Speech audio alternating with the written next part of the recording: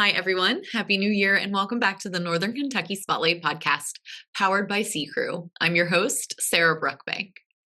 Today on the podcast, we are joined by Tami Wilson, our VP of Government Relations and Business Advocacy. She and I talk about the Kentucky legislative session that just kicked off, upcoming advocacy events, and the Chamber's priorities for 2025. The Northern Kentucky Spotlight Podcast is powered by C Crew Consulting and sponsored by Schneller Knockelman. The Northern Kentucky Chamber's slate of 2025 events is already kicked off, but we invite you to join us for one of our most important exit issues of the year on Tuesday, January 28th. State of Northern Kentucky will be moderated by Tami Wilson and features all three Northern Kentucky judge executives. Tami gives us a sneak peek at some of her questions later on today, so I won't spoil that, but you can register now at nkychamber.com/events. Now let's go hear from our sponsors, meet our members of the week, and I'll be back with Tami. Ranking on Google Search and Maps is easy to understand, but hard to do. It requires constant effort and attention, uploading new photos, responding to Google reviews, writing weekly posts, and checking suggested updates. Google listing optimization takes experience and time, and there are no shortcuts. C Crew gives your Google My Business account the steady, consistent attention it needs to be effective, optimizing, updating, and expanding critical content every single week. From local retail stores to large regional networks, C Crew generates content, establishes benchmarks, and creates dramatic, measurable increases in engagement. So what can C Crew do for your business? More calls, more clicks, more clients.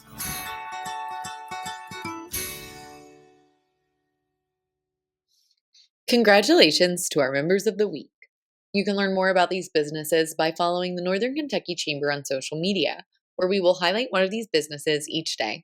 Now, let's meet our members of the week. Expert Irrigation creates convenience through the installation, service, and maintenance of irrigation and outdoor lighting systems. Story Arc Learning is a minority-owned, female-owned instructional design company based in Northern Kentucky that transforms learning through the power of story. Gateway Community and Technical College engages, connects, and inspires students through education and hands-on experiences. Thomas & Galbraith is a premier heating, air conditioning, and plumbing company located in the greater Cincinnati and Dayton areas. The Florence Mall offers a variety of services and amenities to ensure that you have an enjoyable shopping experience. Price for Limo is one of the largest, highest-rated limousine and charter bus companies in Cincinnati, with over 3,000 five-star reviews. Wayfarer Tavern is a neighborhood pizza joint in third place in the heart of Dayton, Kentucky. Parker Clifton Elder Law is committed to protecting and assisting the aging population and those who love them. Home to Suites by Hilton, Florence Cincinnati Airport South, offers spacious suite-style rooms with fully equipped kitchens. Strategic Advisors is a comprehensive marketing and communications firm with a team of experts in nearly every aspect of digital marketing, public relations, public affairs, and content development. Discover Wiseway, Florence, Kentucky's premier lighting and plumbing showroom. Ronald McDonald House Charities of Greater Cincinnati offers a community of compassion, support, and the comforts of home to families with critically ill children. Transworld Business Advisors of Greater Cincinnati and Northern Kentucky is the world leader in the marketing and sales of businesses, franchises, and commercial real estate. Portable Solutions Group is an ISO shipping container modification company that specializes in designing, engineering, and manufacturing containerized solutions in engineered enclosures. Ashley Kennedy State Farm specializes in helping people prepare for the unexpected and plan their financial futures. Velocity Esports is a cutting-edge esports and entertainment facility that brings next-level experiences. Hi, everyone. I am joined by Tami Wilson, our VP of Government Relations and Business Advocacy. Tami, welcome back to the podcast. Great. It's great to be back. Happy New Year to you. And yeah, we're getting after it. Yes, this is your busy season. You do so much work for us here at the Chamber, and especially down in Frankfort, dealing with our legislators, and session just kicked off. So tell us a little bit about what's been going on with you this week. I know you're very busy. Yeah, well, we got a little bit of a tip of the hand back when we did our legislative preview back on November 20th. Speaker Osborne was really transparent, telling us about some of the priorities of at least the House. majority and what they were going to work on. So this week we fully anticipate, as he outlined at that event, that we will see House Bill 1, which will be effective in doing dropping our personal income tax rate down 0.5 point. It won't be effective until January of 2026, but it's set the table for that trigger that they put in place back in 2022. So we're pretty excited that we'll put Kentucky one more notch up in the competitive field in terms of personal income tax for people, our residents here in Kentucky. So we'll be more competitive with Indiana, Ohio, and our neighboring states, which is great. We're starting to see some results of that for 2022 anyway. So House Bill 1, look for that day one, possibly day one. I shouldn't say that, but the first week for sure. Yeah. We were assured that bill will hit the floor of the House, probably pass through the House, move over to the Senate, but I doubt the first week that the Senate will be able to take that matter up. And then they'll take their 3.5 week break, which is unusual. This is a 30-day short session. We will not be talking about budget, although budget will come into play. They always kind of open up that budget bill just for some cleanup and some other things from the previous budget year. But during that interim, they will start to see some more signs of exactly what they're going to really try to accomplish during the whole General Assembly. We can anticipate to see, again, maybe some cleanup stuff on some of the appropriation bills from 24 and that sort of thing. We also are hearing that we might see some additional work on housing, which is great because, as you know, we've been working very hard and we have some great community leaders that have been working on that subject for some time. So I'm hearing Winton from the House side is going to be taking that bill up. We also anticipate hearing and seeing probably multiple bills that may work on streamlining a local occupational tax. We need some reform. Kentucky's system is pretty antiquated. Our neighbors in Ohio, north of us, started up a new streamlined system about 2 years ago. So I see that as an opportunity to learn from them what worked, what didn't. I think it'll be a very robust debate because we're already seeing signs that our local cities, counties, and municipalities, Kentucky League of Cities, Kentucky Association of County Organization have all already said that they will be opposing that bill and any other bills to this point. I understand their concerns. This has been an ongoing concern for some time.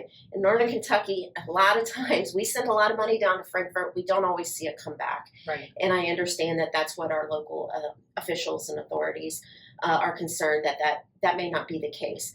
I've seen the language for one bill, and again, I think there will be multiple ones, that kind of addresses a lot of that. Yeah. So I'm optimistic for our small businesses because honestly, for small businesses, this would be a huge help.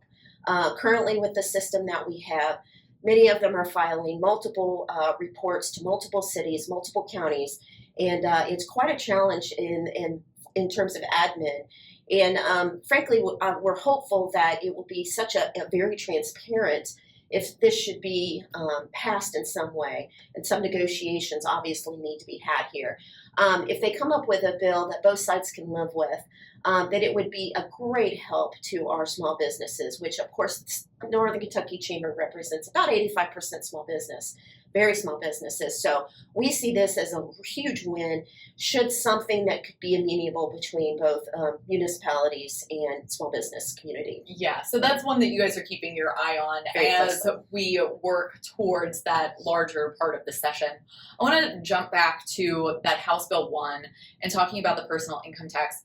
You mentioned that that's something that makes Kentucky more competitive when we're talking about people living here, people recruiting people to the region. A lot of things are happening in that talent attraction and retention space, obviously here, but it's really interesting that the state and the government are doing things about it too. From your perspective, what are some things that have happened that you're keeping your eye on or things that you think are encouraging in that talent attraction retention space? Well, I think we spoke about the interim. During the interim, there was a talent attraction workforce task force. They did submit a report. There was some rumor, while the task force was doing its work, that they may or may not submit a recommendations report. Well, they did, which was great. And they did come out with some strong recommendations, including doing a branding campaign for the Commonwealth of Kentucky. This is something that, again, our neighboring states and states beyond being our neighbors are ahead of us on. Michigan, we all know, pure Michigan, we all remember that. Florida has done one, but Tennessee has also done one. Wisconsin has done one. States that are very much more familiar and similar to Kentucky. So part of that recommendation was, let's do a statewide campaign. And a part of that, back in the 24 General Assembly, it was a budget year, so they allocated about $250,000 and set it aside to submit an RFP to do a study on what are the assets of Kentucky and regionally as well. What do we do really well? What are our strengths? What are our weaknesses? And how can we best advertise that in order to people that are looking for that low income tax rate, people that are looking for, our rolling hills and our Bourbon Trail and all the other great things that we already have. How can we best highlight that and spotlight that to the general public across the nation, which as I said, a lot of other states are already doing. I foresee that, and in talking to Chairman Wise, who led that task force, that those dollars will be kind of unlocked and released, and a request for proposal will be submitted on a national level to find a company to come in, do a study, and find out all those great things and how we can best highlight those. And so that's a great first step. That will be a statewide campaign, but we have a larger plan in mind, and we have been working on that for probably about a year and a half in terms of how can we best highlight Kentucky, of course, but again, how can we best highlight the regions? And Northern Kentucky does have a lot to tout. Mm-hmm. And so our tourism arm, other community growth organizations here in Northern Kentucky are kind of working on this kind of thing. We are working collaboratively, as we always do here in Northern Kentucky, on that. And so we're hopeful in the 2026 budget year that we might see some dollars be allocated so that organizations that are behind the scenes with their own resources trying to work on this can have some backup. And we can couple with that statewide umbrella of campaign and branding and sell ourselves that much better. Yeah, I think that's so important because we, as people who live in Kentucky and people who live in the region as a whole, know what Kentucky has to offer. But nationwide, maybe not the same. Maybe we will see a Kentucky Super Bowl commercial here in a couple years. That would be fun. I know you mentioned that Pure Michigan campaign. That's something that has lived in our brains for a really long time. I want to shift a little bit. So right now, Advocacy has a couple of events coming up. First one is Day in Frankfort. That is happening on February 19th. That's our big one. We take a big old bus down to Frankfort with a lot of our members. Tell us a little bit about that event and what you guys are planning. Yeah, well, last year we broke a record. We took more members than we ever had, at least that I could go back and see. We want to do that again. It's not a budget year. I suspect that was probably some of the reason why. But now's the time to really be talking to our legislators and the General Assembly about things we want for the next budget year. Right. So every reason to go this year too. But yeah, we have a bus lined up. We'll meet here, grab a few light bites for breakfast in the morning. We can load up on the bus, travel on down there. We will be meeting in the House chambers, which is kind of cool. We already know we have confirmed Speaker Osborne, so he'll be the first one out of the chute within the House chambers to greet us, welcome us, and tell us a little bit about what he sees his chamber doing. We can ask him questions, yada, yada. People that have been there, if you know somebody that's been, go ask them, go talk to them, because they'll tell you how worthwhile a great event it is. And then we also have President Stoppers at some point will be coming in and talking to us.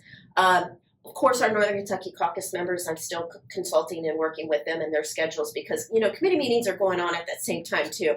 So we're kind of juggling a lot, and they are too, but we'll have a whole host of those folks to come in and talk to us about what their priorities are and how that weaves into our priorities as well for businesses. We will move for lunch down at the One Northern Kentucky Alliance House. We've done that the last 2 years. It's a great space. I work down there quite often, and then we'll have some executive branch folks come in and some other cabinet leaders, secretaries, that sort of thing, to talk about what they're doing. Talent attraction, retention, housing, all those things kind of feed into workforce. So workforce will, again, will maintain our mantra on that one. And of course, again, getting back to that tax, possible modernization of our local occupational tax. I think there'll be a lot of good discussions that need to be had, and we look forward to that. But you also get to know some of the other chamber members, people in your own industry and outside of your industry. It's a great opportunity to get to know other chamber members and learn what other programs that they're involved with and how that might fit for you too. So there's a lot that can be gleaned from that whole day. We usually get back to Northern Kentucky if you're riding the bus, because you don't have to. You can drive yourself down there.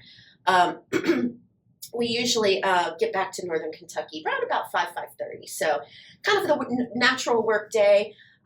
So it is a full day. You'll get a lot out of it. You'll find it extremely worthwhile and critically important in terms of understanding the advocacy work that we do here at the Chamber. Yeah, like you said, it is a really great insight to what you do every day, what the advocacy group does every day, and gives our members a really great insight to what is happening at the state level in Kentucky. Really important stuff. I know a lot of our members really love that each year. One of the things I also wanted to touch on, 2025, big year. It's always a big year. I'm not trying to say that any year is bigger or less than any other year, but when we're talking about our priorities for this year, I know you've already mentioned some of the things that are priorities statewide. What is the Chamber looking at? What are we advocating for right now? Again, we are monitoring transportation. That will forever, again, another facet to the workforce challenges that we have. But with some of the delays that have been seen, it hasn't really delayed the start, or according to the governor and some other officials in the know, it's not going to impact the completion date of the Brent Spence Bridge Companion Project. But we have had concerns because everybody's saying, when's the shovel going to go in the ground? When are we going to have a ribbon cutting? Things of that nature. So we have maintained a strong relationship with not only the governor's office, our District 6 KCTC, our Kentucky Transportation Cabinet, in understanding what is happening with those projects, including the 4th Street Bridge. But we will continue to talk about Kentucky 536. That has been a road project that's been on our radar for some years. And there has been tremendous progress made on that this past budget year. Again, Chairman McDaniel did a fantastic job in helping with the road plan, and that those appropriations to continue to make those improvements on 536. Campbell County has a lot more of that piece yet to go. Right. So we are going to continue to talk about and set that table for the budget years for transportation projects. We were fortunate to get some sewer and water projects in this last appropriation bill too. That's all part of the infrastructure. It's more than just roads and bridges. Infrastructure. Housing is another part of infrastructure. So again, we're going to be talking about how we can maintain local control with housing, yet make some strong strides towards resolving the issues of needing about 6,500 units over the course of the next now 4 years. So we've got some work to do. So again, it's going to be a lot of infrastructure discussion, despite it not being a budget year. Tax reform, we want to continue down that path. We want a sensible tax plan, yet we understand, especially in transportation, we're going to have to modernize some things on how we collect revenues in order to keep up with the needs and the future needs of the region and the state. Yeah. Those are probably the big ones. There's going to be a few, kind of social issues that we're not going to, delve into. We're hearing some rumblings that may happen, but we're going to stick strictly with what's going to be beneficial to our business community and our membership here. And so we really believe that infrastructure, which again includes all of those other kind of side things, the tax reform piece, health outcomes will continue to be something that we monitor and work with. We have other stakeholders and growth organizations that we partner with and come alongside with to try to advance the ball for the region as very, very, very best we can, without being overbearing down in Frankfort, because there is a fine line. You don't want to cause too much trouble, but we deserve, and we send a lot of funds down to Frankfort and We are the economic engine of the state, and I've had many legislators tell me that in recent history. So I think they respect and they understand the importance of making sure that Northern Kentucky, as well as the Commonwealth, gets what they need. Yeah, and it's so important to have a voice down there. So it's really great to hear about all the work you're doing down there. And before I let you go, I want to refocus back on Northern Kentucky. Later this month, we have our first Eggs and Issues of the year, Eggs and Issues State of Northern Kentucky. That features all three of our judge executives up here in Northern Kentucky. And Tami, you are our moderator for that event. And I really want to plug you. You work so hard in Frankfort, but you're also working really hard up here, working with our representatives. What are you looking forward to at State of Northern Kentucky? And what are you going to ask our judge executives, if we can get a little teaser? Well, we're going to talk a lot about, again, infrastructure, what's going on in the three counties and how, there's a lot of commonality there, but there's also some unique needs to each county. And so you can look forward to hear our JEs talk about, what their focus is, what their fiscal courts are focusing in on, which particular transportation projects, road projects that they're really concentrating on. I think you'll hear a little bit what I've already said on some of those projects. We're also going to talk about a little bit about the opioid abatement dollars that our counties and cities have and how they see best to utilize those dollars. And again, those are all help towards our workforce challenges. And so I think it'll be a great conversation on at least those two things. What does next year look like? Because we're always looking ahead, and what we need for the future. So I think we'll have a nice conversation about that. I'm really privileged to be able to moderate this event. Our dear friend Pat Crowley has done this in the past. That's a tremendous loss for the region with him. So I've got big shoes to fill, but I really am privileged to sit down and have those conversations with our JEs for our members. So looking forward to it. Yes, I am looking forward to it as well. We love Eggs and Issues. It's a great one to kick off the year. And for people who are interested in registering for that and for Day in Frankfort happening in February, you can visit nkychamber.com/events. But Tami, anything else in closing before I let you go today? Well, just stay in communications with us. I do offer newsletters. Since the General Assembly has started already, my newsletters go out weekly, so it's kind of a brief update on what happened that week. I will also be doing some update calls. Now, since it's a short session and they have that interim within the session itself, I will be doing a call this Friday, January 10th, but it will be hit on pause until they resume on Tuesday, February 4th. The General Assembly will resume on Tuesday, February 4th. And we will resume those calls the following Friday until the end of the session at the end of March. March 28th, I believe, is the day that they have to go sine die. We're in the stretch till the end of March. Yeah. Well, Tami, thank you so much for taking time out of your schedule to come and visit us on the podcast today. It was great to have you. Great to be here. Thanks for having me. Chris Knockelman with Schneller Knockelman Plumbing, Heating, and Air. It's spring now, but before you know it, our ACs are working overtime. Dave, it's going to be warm soon. Right now is a good time to get the AC serviced, right? You can get your AC tuned up for only $59. So get your $59 tune-up at SKPHA.com. SKPHA. So if your plumbing and mechanical systems give you trouble, just remember our name. Schneller Knockelman.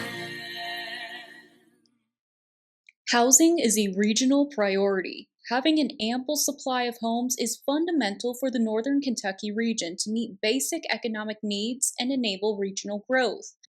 Learn more about income-aligned housing, the region's housing needs, and why it is essential to ensure Northern Kentucky continues to be a great place to live, work, play, learn, and give back at bit.ly/NKY Housing Study. Welcome back, everyone. Thank you so much for tuning in to the NKY Spotlight Podcast today. I hope you enjoyed learning a lot more about our advocacy work from Tami Wilson, our VP of Government Relations and Business Advocacy. Like Tami said, a lot is happening with advocacy. You can go to our advocacy tab at nkychamber.com to learn how to sign up for those newsletters and those calls that she will be having once the session kicks back in February. Thank you once again to our podcast sponsors, Secret Consulting and Schneller Knockelman. Don't forget to visit nkychamber.com to check out all of our events and register for State of Northern Kentucky happening on Tuesday, January 28th. Finally, if you are a member who would like to be featured on the podcast, or if you're someone who is interested in joining the Northern Kentucky Chamber of Commerce, please reach out to Lynn Ablin. And if you're a member who would like to share your workforce strategies and resources on our Talent Strategy Spotlight, please reach out to Nancy Spivey. You can find their contact information on the screen in front of you or at our staff directory at nkychamber.com. Thanks again for tuning in. I'll talk to you guys next week.